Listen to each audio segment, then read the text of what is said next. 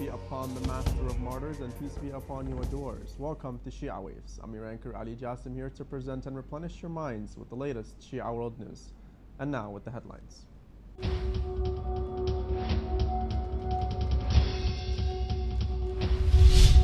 The Karbala office of the Grand Ayatollah Sayyid Sadiq Shirazi receives groups of young believers from the Iraqi provinces of Kut and Diyala.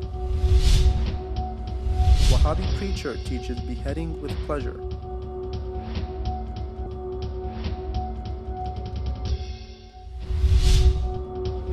Halal food market to jump to 1.6 trillion by 2018.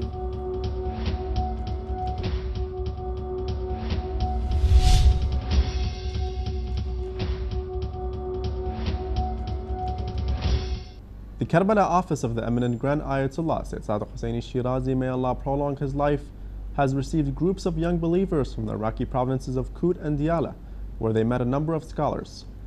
During the meeting, Allama Sayyid Mahdi Shirazi delivered a speech in which he stressed that the Shiite world is experiencing critical situations and difficult challenges, pointing out that all Muslim believers, particularly the intellectual ones, should face such challenges along with supplicating to Allah Almighty.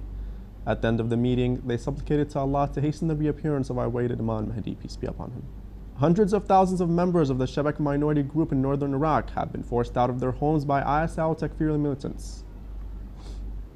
According to reports, members of the Sha'ban minority have arrived in Iraq's Erbil after walking for days from the district of Al-Hamdaniyah in Iraq's northern Nineveh province after ISIL took over their towns and forced them to flee. The newly arrived refugees are living in very bad conditions, and disease has started to spread amongst them. ISIL Takfiri terrorists have executed many Shabaki civilians and have now seized around 60 of their villages north of Mosul. Iraqi security forces have managed today to regain control over Endheim district in Diyala province. A security source said that the joint forces of the army and the police carried out a major military operation against the ISIL in Endheim district, resulting in liberating the district from the terrorists.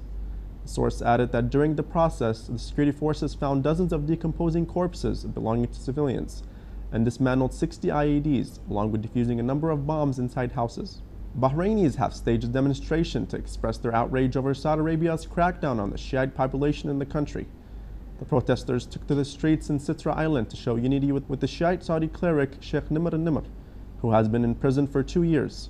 According to news sources, Sheikh Nimr has been sentenced by Saudi Arabia to death.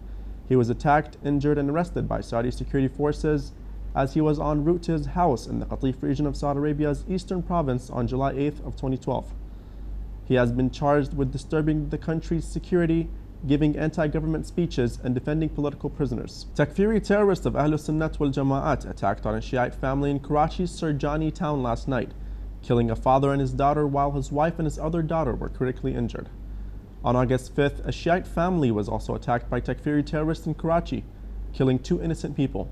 Pro-Taliban terrorists have killed thousands of innocent Shiite Muslims across the country, but government and law enforcement agencies have failed to protect the citizens and have taken no step to stop the ongoing genocide of Shiite Muslims in Pakistan. In a recently released video footage, a Wahhabi Takfiri sheikh demonstrates for his students how to perform beheading and enjoy the horrific act. According to news sources, in the video footage, the Wahhabi preacher misuses certain out-of-context verses of Islam's holy book, the Holy Quran, to fabricate and invent meanings according to his own deviant interpretations, telling his trainee executioners that beheading of captives, such as the mostly civilians taken and brutally killed by ISIL terrorists in Iraq and Syria, should be performed harshly yet with pleasure. The Wahhabi preacher further emphasizes in the video that beheading a sheep is different from beheading a human captive, and that beheading a human captive should not be done indifferently as in the sheep's case. Rather, it should be conducted with harshness along with pleasure. A leading American Muslims group has launched a new social media campaign to promote speaking against ongoing anti-Muslim oppression in several parts around the world. The campaign aims to incite people to speak out about the several forms of oppression committed by extremists in many Muslim countries. Though it has been launched a few days ago, the campaign was joined by hundreds who spoke about the aggression against Muslims and non-Muslims. The global halal food and beverage F&B market is forecast to grow from 1.1 trillion in 2013 to 1.6 trillion by 2018, according to a report by the Dubai Chamber of Commerce and Industry.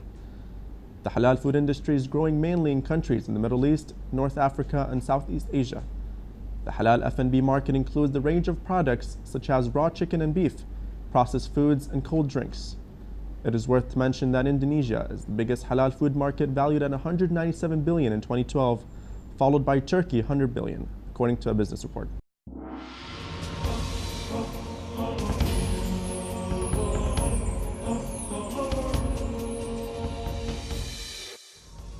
We have reached the end of our new show. Thank you all for joining in with us, and as always, remember our dua to hasten the reappearance of our beloved Imam Mahdi, peace be upon him. Wassalamu alaikum wa rahmatullahi wa barakatuh.